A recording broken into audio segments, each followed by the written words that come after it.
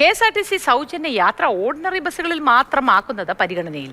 കേരളത്തിൽ 4625 KSRTC ബസ്സുകളുണ്ട്. ഇതിൽ 2500ഓളം ordinary ബസ്സുകളാണ് വരുമാന പരിധിയില്ലാതെ എല്ലാ സ്ത്രീകൾക്കും സൗജന്യ യാത്ര സർക്കാർ ആലോചിക്കുന്നത്.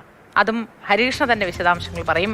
ഹരികൃഷ്ണ, എത്ര യാത്രക്കാരുണ്ട്, സ്ത്രീ യാത്രക്കാരുണ്ട്, എത്ര ബസ്സുകളുണ്ട് തുടങ്ങിയ കാര്യങ്ങളിലൊക്കെ ഇതൊരു തീരുമാനമാകുന്നു. ഓർഡിനറി ബസ്സിൽ മാത്രമായി നിജപ്പെടുത്താനാണോ തീരുമാനം നിലവിൽ വരാൻ സാധ്യത? ഈ ഓർഡിനറി ബസ്സുകളുടെ കാര്യത്തിലാണ് ആദ്യത്തെ പരിഗണന എന്നാണ് നമുക്ക് ലഭ്യമാവുന്ന വിവരം. യാത്രക്കാരുടെ കണക്ക് പറഞ്ഞാൽ ഏകദേശം ഒരു 23 ലക്ഷം യാത്രക്കാർ, അതിൽ 50% സ്ത്രീ യാത്രക്കാരാണ് എന്നുള്ളതാണ് KSRTCയിലെ കണക്ക്. അതുമായി ബന്ധപ്പെട്ടുള്ള കണക്കുകൾ എടുക്കുന്നുണ്ട്. അതായത് KSRTCയിലെ സ്ത്രീ യാത്രക്കാരുടെ കണക്കെടുപ്പുമായി ബന്ധപ്പെട്ടുള്ള കാര്യങ്ങൾ ജെൻഡർ രേഖപ്പെടുത്തി, ടിക്കറ്റിൽ ജെൻഡർ രേഖപ്പെടുത്തിയുള്ള ജെൻഡർ ടിക്കറ്റിംഗ് സംവിധാനം ഇപ്പോഴും നടന്നുകൊണ്ടിരിക്കുകയാണ്. ആ കണക്കെടുപ്പ് ഇന്നും ആരംഭിച്ചിട്ടുണ്ട്. അപ്പോൾ അത് ഇതിൻ്റെ ഭാഗമായിട്ടുള്ള അതിന് മുന്നോടിയായി ചെയ്യുന്ന ഒരു പ്രക്രിയയാണ്. ആ കണക്കെടുപ്പ് കിട്ടിയാൽ മാത്രമേ ഏത് രീതിയിൽ ഇത് കൈകാര്യം ചെയ്ത് മുന്നോട്ട് കൊണ്ടുപോകാൻ കഴിയൂ എന്ന് പറയാൻ കഴിയും. ജൂൺ 15 മുതൽ ഇതെന്തായാലും സംസ്ഥാനത്ത് നടപ്പാക്കാൻ സർക്കാർ ഉദ്ദേശിച്ചിട്ടുണ്ട്.